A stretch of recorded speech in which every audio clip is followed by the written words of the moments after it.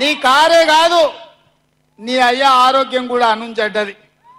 ఎందుకంటే 7 తారీఖు నాడు ప్రమాణ స్వీకారం ఉంటే ఆయనలోనే నీ అయ్య బోర్ల పడ్డాడు, బొక్కలు ఇరిగిన ఇయ్యాలటికి నడవలేకపోతుంది. మొన్న జరిగిన ఎన్నికల్లో ప్రజలు కారును బండకేసి కొట్టిండ్రు, 100 మీటర్ల గోతి తీసి పాతి పెట్టిర్రు. ఇంకా కూడా ఆయన పొంకనాలు కొడుతున్నాడు.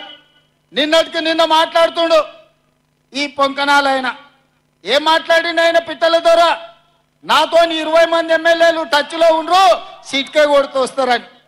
సిట్కే కాదు, మిద్దెకి డప్పు కొట్టు బిడ్డ, నీ దగ్గర ఉన్నోళ్ళు కూడా ఎవడన్నా ఉంటాడేమో చూద్దాం.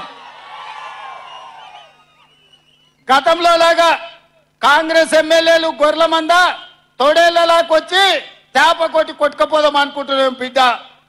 ఈడ కాపలా ఉన్నది రేవంత్ రెడ్డి, నువ్వు ప్రయత్నం చేసి చూడు. ఈడ మా ఎమ్మెల్యేలను కంచేసి కాపాడుకునే శక్తి హైటెన్షన్ వైరు రేవంత్ రెడ్డి ఉన్నాడు బిడ్డ. వచ్చి ముట్టుకో.